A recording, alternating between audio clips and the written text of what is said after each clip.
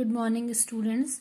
This is your second chapter of history from trade to territory and the company established power. So, in this chapter, we will discuss about the British East India Company, which came in 16th century in India.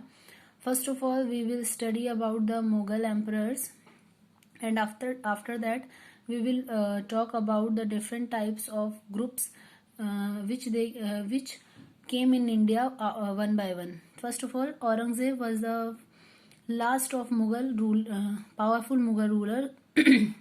He established control over a very large part of the territory that is known as India. तो औरंगजेब सबसे last powerful Mughal था, सबसे powerful नहीं, last powerful Mughal ruler था जिसने एक large part of territory में अपना कंट्रोल स्टेबल किया था, दैट इज मीन इंडिया. ठीक है, जिसका नाम था इंडिया. वहां पर उसने अपनी एक अच्छी सी पार्ट स्टेबल की थी. Next one is after his death in the 1707 many Mughals governors and big zamindar begin asserting their authorities and establishing religious kingdoms.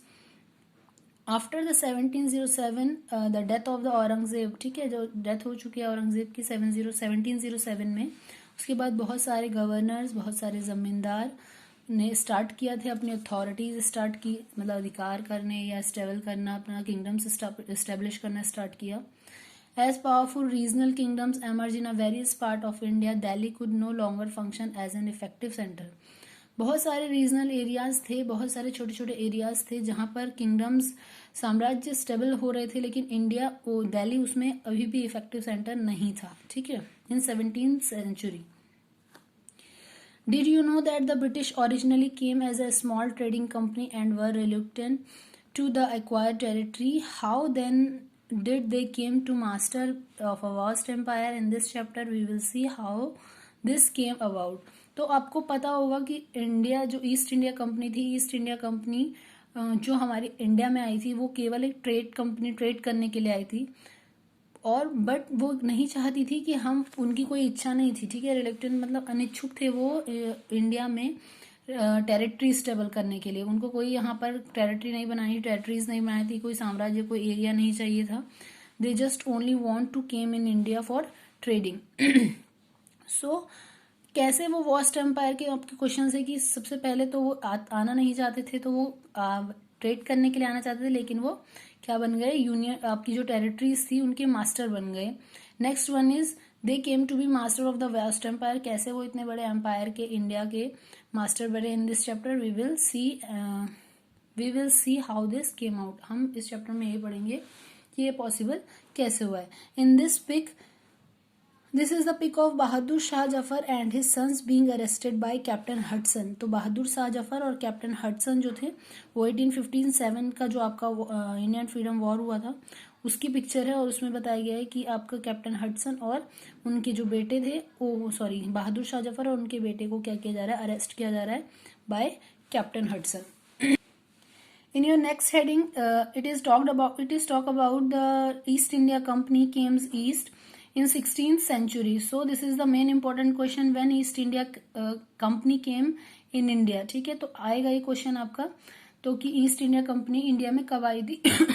तो इन 16th century East India Company came in India. The East India Company acquired a charter from the ruler of England, Queen Elizabeth I, granting it the sole right to trade with the East. Sole right मतलब होता है एक अकेले का right होना, अधिकार होना. Queen Elizabeth first ने उस टाइम पे क्या कर लिया था, इंडिया में, हमारे इंडिया के ईस्टर्न पार्ट में, this is the criteria of India. ठीक है, ये इंडिया का मैप है, और ये ईस्ट पार्ट में, आपके ईस्ट पार्ट में जो भी आएंगे आपकी 7 सिस्टर्स स्टेट्स हैं, बंगाल है, इंक्लूडिंग बंगाल. ठीक, बंगाल के इंक्लूडिंग में एलिजाबेथन को, क्वीन एलिजाबेथ फर्स्ट को ने ग्रांट परमिशन दे दी थी, सोल राइट मतलब एक अकेले ट्रेड करने की. किसको, ईस्ट इंडिया कंपनी को. This mean that no longer trading group in England could compete with the East India Company. That is the mean of there is no competitor of the East India Company. कोई भी competitor नहीं था east India company का. ठीक है, वो अकेले trade करेगी इंडिया में, और अकेले ट्रेड करने का क्या मतलब होगा, सारा प्रॉफिट सिर्फ किसको होगा, ईस्ट इंडिया कंपनी को होगा. With this charter, the company could venture across the oceans looking for new lands from which it could buy goods at cheapest price and carry them back to Europe and sell at high prices. So there is a trick of east India company कि हमें जो भी सामान लेना है India से cheap price में खरीदना है और उसे जो बेचना है वो यूरोपियन कंट्रीज में अगर हम उन्हें बेच रहे हैं तो उन्हें कैसे बेचना है, हाई प्राइसेस में बेचना कंपलसरी है. That is the trick of profit. ठीक है, यही ट्रिक थी कि हमें प्रॉफिट मिल सकता है उससे.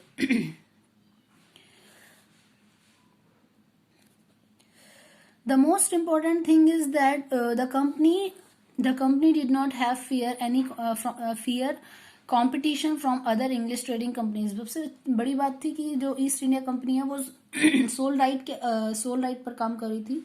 मीन्स अकेले उसको राइट थे ट्रेड करने के इन इंडिया. ठीक है, तो उसको कोई कंपटीशन का डर नहीं था कि मेरे साथ कोई कॉम्पिटिटर वर्क करेगा और कंपटीशन होने के साथ साथ मुझे किसी कॉम्पिटिटर से फाइट करनी, क्योंकि मैं तो अकेला यहाँ पर ट्रेड कर रहा हूँ. बट ये एग्जैक्टली ऐसा हुआ नहीं था कि हम सोचे कि क्लास में हम ही फर्स्ट आते हैं और कंटिन्यूअसली हम ही फर्स्ट आए, क्योंकि कॉम्पिटिटर आपका कब रेडी हो जाए वो आपको नहीं पता चलता है. तो ऐसे ही ईस्ट इंडिया कंपनी के साथ हुआ है. Mercantile trading companies in those days make profit primarily and excluding competition so that they could buy cheap and sell dear. Mercantile जो ट्रेडिंग कंपनीज होती थी, मर्सेटाइल मतलब होता है व्यापारिक कंपनीज जो होती थी, ट्रेडिंग कंपनीज जो होती थी, वो सब क्या करती हैं, ठीक है, बिजनेस एंटरप्राइजेस जो होते हैं वो सब क्या करते थे, एक दूसरे को प्राइमरली बाय एग्जीक्यूटिंग कंपटीशन से एग्जीक्यूट करना. एक्सक्लूड मतलब होता है बाहर निकालना. ठीक है, जैसे इंक्लूड मतलब हम उसको शामिल करते हैं, तो एक्सक्लूडिंग मतलब उसको बाहर कर देना. ग्रुप में अगर 4-5 ग्रुप्स की कंपनीज बनती थी तो हर किसी को धीरे धीरे एक्सक्लूड कर दिया जाता था और कोशिश की जाती थी to buy the cheap things of in a cheap price and sell in a dear prices. ठीक है, डियर्स मतलब महंगे में उन्हें खरीदना, महंगे में उन्हें बेचना और सस्ते में चीपेस्ट प्राइस में उन्हें सामान को ले लेना. The next is by the time the first English ship sailed down the west coast of Africa round the Cape of Good and across the Indian Ocean, the port.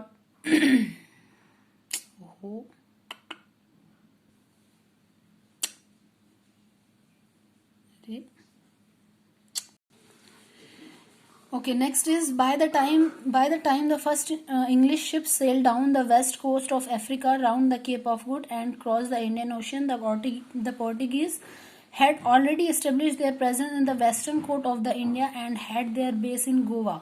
ठीक है, जैसे ही आपकी ईस्ट इंडिया कंपनी जो है India से Cape of Good Hope cross किया, वैसे ही जो आपका दूसरा ग्रुप था वो आपका ईस्ट इंडिया कंपनी तो आपकी ईस्ट क्राइटेरियाज में आई थी. ठीक है, they are stable their power in eastern area. But जो पोर्टुगीज थे वो आए थे आपके वेस्टर्न एरिया में, और वेस्टर्न एरिया में कहाँ, आपके गोवा में. ठीक है, तो गोवा में सबसे पहले इन्होंने अपना trade as a trade start किया. In fact it was the Vasco da Gama, the Portuguese explorer who had discovered this sea route in India in 1498. तो जो आपके वास्को ड गामा थे वो भी एक पोर्टुगीज थे और वो उन्होंने इंडिया को जो डिस्कवर किया था वो 1498 में किया था. This is a very important question of this chapter.